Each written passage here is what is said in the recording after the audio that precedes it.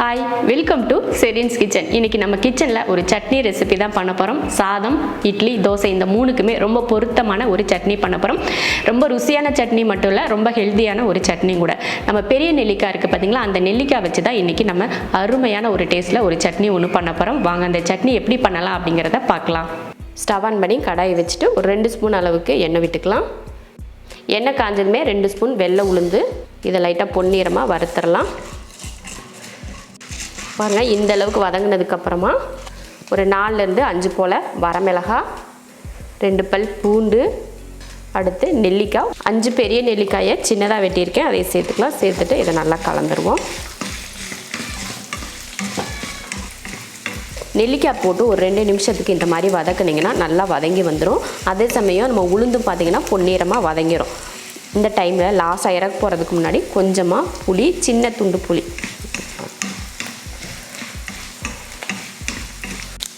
கொஞ்சம் கருவேப்பிலை, அவ்வளோதான். இப்போ அடுப்பை ஆஃப் பண்ணிடலாம். அடுப்பை ஆஃப் பண்ணியாச்சு. ஆற வச்சுட்டு அரைச்சி எடுத்துக்கலாம். இதை ஒரு பிளேட்டுக்கு மாற்றிக்கலாம். இதை ஆறட்டும், அதுக்கப்புறமா அரைச்சி எடுத்துக்கலாம். சட்னிக்கு வதக்குனது வந்து நல்லா ஆறிடுச்சு. இப்போ அரைச்சி எடுத்துக்கலாம். மிக்ஸி ஜாரில் போட்டுடலாம். சின்ன தேங்காயில் ஒரு அரை முடி தேங்காயை துருவி எடுத்து வச்சுருக்கேன், அதையும் சேர்த்துக்கலாம்.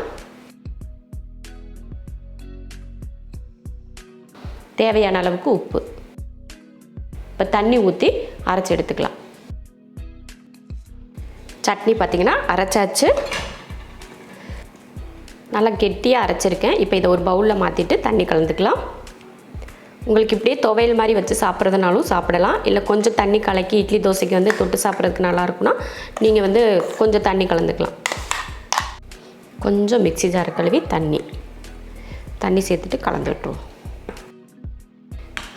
நல்லா இந்த மாதிரி தண்ணி ஊற்றி கலந்தாச்சு. இந்த சட்னி பார்த்திங்கன்னா இப்போ எவ்வளோ இருக்குது பாருங்கள். நம்ம கம்மியாக தான் போட்டோம், இவ்வளோ சட்னி வந்திருக்கு. 4லேருந்து 5 பேர் ஒரு ஃபேமிலியில் இருக்கவங்க சாப்பிட்றதுக்கு இந்த சட்னி வந்து கரெக்டாக இருக்கும். டேஸ்ட்டும் பார்த்திங்கன்னா அவ்வளோ அருமையாக இருக்கும்.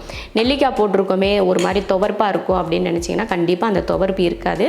ஏன்னா நம்ம புளியை இது கூட சேர்த்துருக்கோம் பார்த்திங்களா, அந்த புளி சேர்த்துருக்கிறதுனால டேஸ்ட்டே வேறு லெவலில் இருக்கும். ரொம்ப நல்லாயிருக்கும். இதுக்கு முன்னாடி நீங்கள் நெல்லிக்காயில் தொக்கு செஞ்சுருப்பீங்க, ஊறுகாய் செஞ்சுருப்பீங்க, நெல்லிக்காய் சாதம் பண்ணியிருப்பீங்க, இந்த மாதிரி சட்னியும் நீங்கள் செஞ்சுருப்பீங்க. ஆனால் நான் இன்றைக்கி செஞ்ச மாதிரி சட்னி நீங்கள் செஞ்சு பாருங்கள். டேஸ்ட் வந்து ரொம்ப நல்லாயிருக்கும். உளுந்து இது கூட போட்டிருக்கோம் இல்லையா, அதை விட டேஸ்ட் நல்லாயிருக்கும். நான் வரமிளகாய் போட்டிருக்கேன். வரமிளகாய்க்கு பதில் நீங்கள் பச்சை மிளகாய் சேர்த்துக்கிட்டாங்க கூட ரொம்ப நல்லாயிருக்கும். அது உங்கள் விருப்பத்து காரம் வந்து உங்கள் விருப்பத்தை பொறுத்து நீங்கள் எதை வேணாலும் சேர்த்துக்கலாம். வரமிளகாய், பச்சை மிளகாய், இல்லை மிளகாய் 1 மிளகாய், இல்லை 2 மிளகாய், அதிகமான மிளகாய், இப்படி எவ்வளோ வேணாலும் காரம் உங்கள் விருப்பத்தை பொறுத்து நீங்கள் சேர்த்துக்கோங்க. மற்ற அளவுகள் வந்து நான் என்னெல்லாம் போட்டிருக்கணும் அதை கரெக்டாக நீங்கள் சேர்த்துக்கிட்டிங்கன்னா சட்னியோட டேஸ்ட் வந்து ரொம்ப அருமையாக இருக்கும். இந்த மாதிரி தண்ணி ஊற்றி கலக்காமல் இருந்தீங்கன்னா சாதத்தில் போட்டு பிசைஞ்சு சாப்பிடக்கூட ரொம்ப நல்லாயிருக்கும். இந்த மாதிரி தண்ணி ஊற்றி கலந்துட்டிங்கன்னா இட்லி தோசைக்கு அந்த மாதிரி தொட்டு சாப்பிட்றதுக்கு ரொம்ப ரொம்ப டிஃப்ரெண்ட்டான ஒரு டேஸ்ட்டில் வீட்டில் எல்லாருமே விரும்பி சாப்பிடுவாங்க. அந்த மாதிரி ஒரு ருசியாக இருக்கும். அடிக்கடி இந்த மாதிரி ஒரு சட்னி செய்ய தோணும். இப்போ லாஸ்ட்டாக அந்த சட்னியை ஒரு டைம் நம்ம வந்து தாளித்து ஊற்றிக்கலாம். எப்போயுமே ஒரு டைம் நம்ம தாளித்து சட்னி ஊற்றினோம்னா அது ஒரு டேஸ்ட் கொஞ்சம் நல்லாயிருக்கும் இல்லையா, அதனால் கொஞ்சமாக தாளித்து ஊற்றிக்கலாம். கடாயில் 1 ஸ்பூன் அளவுக்கு எண்ணெய் காஞ்சதுமே கடுகு பொரிஞ்சதுமே ஒரு வரமிளகாய், கொஞ்சம் கருவேப்பிலை. இப்போ ஸ்டவ்வை ஆஃப் பண்ணிடலாம். ஆஃப் பண்ணிவிட்டு இதை வந்து சட்னியில் கொட்டிக்கலாம். பாருங்கள், சட்னி வந்து ரொம்ப கலர்ஃபுல்லாக இருக்குது. தாளித்து ஊற்றுனதுக்கு அதுக்கும் இன்னும் பார்த்திங்கன்னா பார்க்குறதுக்கே ரொம்ப நல்லாயிருக்கு.